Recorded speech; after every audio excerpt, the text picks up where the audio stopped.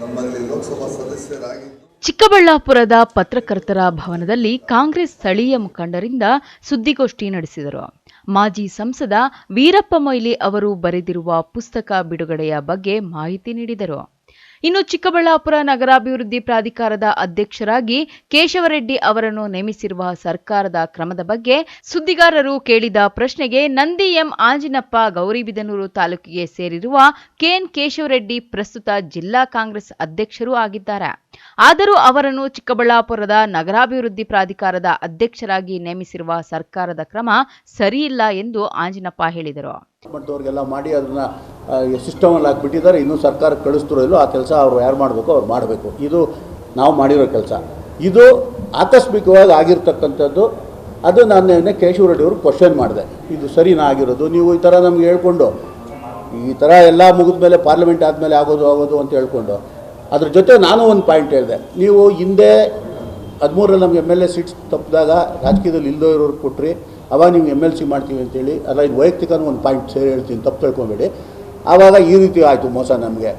ಇದ್ರ ಮಧ್ಯೆ ತಿರುಗಿ ಬೈ ಎಲೆಕ್ಷನಲ್ಲಿ ರಾಜಕೀಯನ ಬೇಡ ಅಂತ ನಾನು ಸುಮ್ಮನೆ ಇದ್ದವನ್ನ ಕರ್ಕೊಂಬಂದು ನೀವು ನಿಲ್ಸಿದ್ರಿ. ಇನ್ನೂ ನಾವು ಅವತ್ತು ಕೈಲಿರೋ ಹಣದ ಜೊತೆಗೆ ಸಾಲನೂ ಮಾಡಿದ್ವಿ. ಸುಳ್ಳು ಹೇಳೋದ್ರಲ್ಲೇನು ನಿಜ ಹೇಳಿದ್ರೆ ಏನು ತಪ್ಪಿಲ್ಲ, ಮಾಡಿದ್ದೀವಿ. ಸತ್ಯದ ಮಾತದು. ಪಕ್ಷ ಕಟ್ಕೊಂಡು ಬಂದ್ವಿ. ಸೋತ ದಿವಸದಿಂದ ನೀವು ಕಂಡಂಗೆ ಪ್ರತಿಯೊಂದು ಕಾರ್ಯಕ್ರಮವೂ ಯಾರು ಇಡೀ ತಾಲೂಕಲ್ಲಿ ಕೇಳಿಕೊಂಡ್ರೂ ಎಲ್ಲ ಪಕ್ಷದವ್ರಿಗೂ ಗೊತ್ತು. ನಾವು ಸಕ್ರಿಯವಾಗಿ ಭಾಗವಹಿಸಿ ಇಲ್ಲಿರ್ತಕ್ಕಂಥ ಎಲ್ಲ ಮುಖಂಡರ ಸಹಕಾರದೊಂದಿಗೆ ಪಕ್ಷವನ್ನು ಸದೃಢವಾಗಿ ಬೆಳೆಸ್ಕೊಂಡು ಬಂದ್ವಿ. ಎಷ್ಟೇ ಕಡಚಣೆಗಳು ನಮ್ಮ ಮೇಲೆ ಕೇಸು ಮತ್ತೊಂದು ಬಿದ್ದರೂ ಕೂಡ ಇಷ್ಟೆಲ್ಲ ಆಗಿರ್ತಕ್ಕಂಥ ಪರಿಸ್ಥಿತಿಯಲ್ಲಿ ಇಂಥ ಪರಿಸ್ಥಿತಿಯಲ್ಲಿ ಇಲ್ಲಿ ಕಾಂಗ್ರೆಸ್ ಪಕ್ಷವನ್ನು ಗೆಲ್ಲಿಸೋದಕ್ಕೆ ಇಡೀ ತಾಲೂಕಿನ ಮುಖಂಡರೆಲ್ಲರೂ ಕಷ್ಟಪಟ್ಟಿದ್ದಾರೆ. ಆದರೂ ನಾವು ಮುಂದಾಳತ್ವಗಳು ನಾವು ಇಲ್ಲಿರೋರೆಲ್ಲ ವಹಿಸ್ಕೊಂಡು ಮಾಡಿದ್ದೀವಿ. ಇದು ಮಾಡುವಾಗ ಇಲ್ಲಿರ್ತಕ್ಕಂಥವ್ರಿಗೆ ನೀವು ಕೇಳಿದ ಕ್ವಶನ್ ಒಂದು ನಮಗೂ ಅದು ನಿಜ ಅನಿಸ್ತಾ ಇದೆ. ಇದು ಚಿಕ್ಕಬಳ್ಳಾಪುರ ತಾಲೂಕು ಮುಖಂಡರು ಮತ್ತು ಮತದಾರರನ್ನ ಕೆಲವರು ಒಂದು ರೀತಿಯ 60-70 ವರ್ಷದ ಇದ್ದಂಥ ಬಾಂಡೆಡ್ ಲೇಬರ್ ಪದ್ಧತಿ ಇತ್ತಲ್ಲ, ಆ ಪದ್ಧತಿ ಹೋಗಲಾಡಿಸ್ಬೇಕು ಅಂತ ಅದು ಈಗ ಹೊರಟೋಗಿದೆ ಅಂತ ಕಾಣಿಸ್ತಾ ಇದೆ. ಬಟ್ ಈ ನಮ್ಮ ಕ್ಷೇತ್ರದಲ್ಲಿ ಸ್ವಲ್ಪ ಅದು ಚಿಗುರ್ತಾ ಇದೆ ಅಂತ ಅನ್ನಿಸ್ತಾ ಇದೆ. ನಾವು ಸ್ವಾಭಿಮಾನ ಗೌರವದಿಂದ ಬದುಕ್ತಕ್ಕಂಥವ್ರು, ದುಡಿದು ತಿಂತಕ್ಕಂಥವ್ರು. ನಿಮ್ಮಾಗೆ ನಾವು ಹೆಂಗಿ ಪಿಂಗಿ ಮಾಡಿ ಮನೆ ಬಾಗಿಲು ಕಾಯ್ದು ನಮ್ಗೆ ಆ ಅಧಿಕಾರ ಈ ಅಧಿಕಾರ ಕೊಡಿ ಅಂತ ಕೇಳೋರು ಇಲ್ಲಿ ಯಾರೂ ಇಲ್ಲ. ನಾವು ಸಾಮೂಹಿಕ ನಾಯಕತ್ವದಲ್ಲಿ ಸಾಮೂಹಿಕ ಆಗಬೇಕಿದು ಅಂತ ಒಂದು ಒತ್ತಡ ನಮ್ಮದಿದೆ. ಅದನ್ನು ನಾವು ನಿನ್ನೆ ಮುಖ್ಯಮಂತ್ರಿಗಳ ಗಮನಕ್ಕೂ ಹೇಳಿ ತಂದಿದ್ದೀವಿ. ಇವು ಮಾನ್ಯ ಕೇಶವರೆಡ್ಡಿ ಅವರು ಜೊತೆಯಲ್ಲೇ ಬಂದರು. ಅವರು ಅದಕ್ಕೆ ಹೌದಣ್ಣ ನೀವು ಹೇಳೋದು ಕರೆಕ್ಟು, ನಾನು ಒಪ್ಕೊಳ್ತೀನಿ ಅಂದರು. ಮುಖ್ಯಮಂತ್ರಿಗಳು ಹೋಗಿ ಏನು ಹೇಳಬೇಕೋ ಹೇಳಿ ಬಂದಿದ್ದೀವಿ.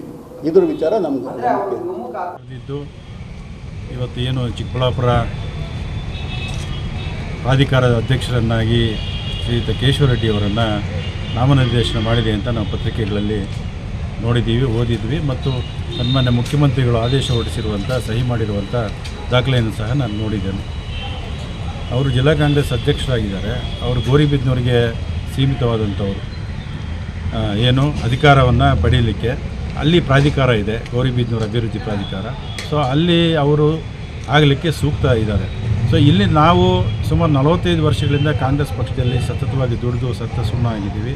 ಅನೇಕ ಹೊಡೆತಗಳನ್ನು ತಿಂದಿದ್ದೀವಿ, ಅನೇಕ ಕ್ರಿಮಿನಲ್ ಕೇಸುಗಳನ್ನು ಹಾಕ್ಸ್ಕೊಂಡಿದ್ದೀವಿ, ಜೈಲಿಗೆ ಹೋಗಿದ್ದೀವಿ ಪಕ್ಷದ ಪರ ಹೋರಾಟ ಮಾಡಿದ್ದಕ್ಕೆ. ಸೊ ನಾನು ಸಹ ಯೂತ್ ಕಾಂಗ್ರೆಸ್ ಅಧ್ಯಕ್ಷನಾಗಿ, ಬ್ಲಾಕ್ ಅಧ್ಯಕ್ಷನಾಗಿ, KPCC ಸದಸ್ಯನಾಗಿ, ಈಗ ಅಲ್ಲಿ ಪ್ರಚಾರ ಸಮಿತಿ ಜಿಲ್ಲಾಧ್ಯಕ್ಷನಾಗಿ ಈ ಕ್ಷೇತ್ರದಿಂದ ಅಸೆಂಬ್ಲಿ ಕಂಟೆಸ್ಟ್ ಮಾಡಲಿಕ್ಕೆ ಒಬ್ಬ ಅಭ್ಯರ್ಥಿ ಆಕಾಂಕ್ಷಿಯಾಗಿ ಸಹ ನಾನು ಇದ್ದೆ. ನಮಗೆಲ್ಲ ವಂಚನೆ ಆಗಿದೆ ಸರ್, ಅವಕಾಶ ಸಿಕ್ಕಿಲ್ಲ. ಆದರೂ ಎಲ್ಲೋ ಒಂದು ಕಡೆ ನಮ್ಮ ಕಾಂಗ್ರೆಸ್ ಪಕ್ಷ ಅಧಿಕಾರಕ್ಕೆ ಬರಬೇಕು, ಇಲ್ಲಿ ಅಭ್ಯರ್ಥಿ ಗೆಲ್ಲಬೇಕು ಅಂತ ನಾವು ಏನು ಪ್ರದೀಪ್ ಈಶ್ವರ್ಗೆ ನಾವು ಸಂಪೂರ್ಣವಾಗಿ ನಾವು ದುಡಿದಿದ್ದೀವಿ ಸರ್. ಇಲ್ಲಿ ಕಷ್ಟಕಾಲದಲ್ಲಿ ಪಕ್ಷ ಇದ್ದಂಥ ಸಂದರ್ಭದಲ್ಲಿ ಮಾನ್ಯ ಆಂಜನಪ್ಪನವರು ಕೋಟ್ಯಾಂತರ ರೂಪಾಯಿ ಖರ್ಚು ಮಾಡಿ ಎಲ್ರಿಗೂ ರೇಷನ್ ಕೊಡುವಂಥ ಮುಖ ಆಗಲಿ, ಬೇರೆ ಬೇರೆ ಕಾರ್ಯಕ್ರಮಗಳಲ್ಲಿ ಅವರು ತಮ್ಮ ಎಲ್ಲ ತನುಮನಧನವನ್ನು ಅರ್ಪಿಸಿ ಕಾಂಗ್ರೆಸ್ ಪಕ್ಷವನ್ನು ಅವರು ಕಟ್ಟಿದ್ದಾರೆ. ಅದೇ ರೀತಿ ವಿನಯ್ ಶಾಮ್ ಅವರು ನಿಜವಾಗ್ಲೂ ಈ BJP ಸರ್ಕಾರ ಇಲ್ಲಿ ಅಧಿಕಾರ ಇತ್ತು, ಪ್ರಬಲವಾದ ಮಂತ್ರಿಗಳಿದ್ದರು. ಆ ಸಂದರ್ಭದಲ್ಲಿ ಇಲ್ಲಿ ಪಕ್ಷವನ್ನು ಬಲವಾಗಿ ಕಟ್ಟಬೇಕು ಅಂತೇಳಿ ವಿನಯ್ ಶಾಮ್ ಅವರು ಈಗೇನು ನಗರಸಭೆ ಚುನಾವಣೆ ಆಯಿತು, 31 ಕ್ಷೇತ್ರಗಳು ಸಹ ಅಭ್ಯರ್ಥಿಗಳಿಗೆ ನಿಲ್ಲಿಸಿ 16 ಜನ ಗೆಲ್ಲಬೇಕು ಅಂತಂದರೆ ಅವರ ಶ್ರಮ ಜಾಸ್ತಿ ಇದೆ. ಅವ್ರ ಜೊತೆಗೆ ನಾವೆಲ್ಲನೂ ಸಾಥ್ ಕೊಟ್ಟಿದ್ದೀವಿ. ಆದರೆ ಅವರು ಹೆಚ್ಚಿನ ತನುಮನಧನವನ್ನು ಅರ್ಪಿಸಿದ್ದಾರೆ. ಅದೇ ರೀತಿ ಗ್ರಾಮ ಪಂಚಾಯಿತಿಯಲ್ಲಿ 450 ಜನ ಸ್ಪರ್ಧೆ ಮಾಡಿದಾಗ ಅವರಿಗೆ ಭುಜ ತಟ್ಟಿ ಎಲ್ಲ ರೀತಿಯ ಸಹಕಾರ ಕೊಟ್ಟಂಥವರು ವಿನಯ್ ಶಾಮು. ಒಟ್ಟಿನಲ್ಲಿ ಕಾಂಗ್ರೆಸ್ ಸರ್ಕಾರ ಇತ್ತೀಚೆಗೆ ಕೆಲ ನಿಗಮ ಮಂಡಳಿಗಳಿಗೆ ಅಧ್ಯಕ್ಷ ಸ್ಥಾನದ ನೇಮಕಾತಿ ಪಟ್ಟಿಯನ್ನು ಬಿಡುಗಡೆ ಮಾಡಿದೆ. ಪಟ್ಟಿ ಬಿಡುಗಡೆಯಾಗುತ್ತಿದ್ದಂತೆ ಪಕ್ಷಕ್ಕೆ ದುಡಿದಿರುವ ಹಿರಿಯ ನಾಯಕರುಗಳ ಅಸಮಾಧಾನ ಭುಗಿಲೆದ್ದಿದೆ. ಇದನ್ನು ಯಾವ ರೀತಿ ಸರಿದೂಗಿಸುತ್ತಾರೆ ಎಂಬುದನ್ನು ಕಾದು ನೋಡಬೇಕಾಗಿದೆ.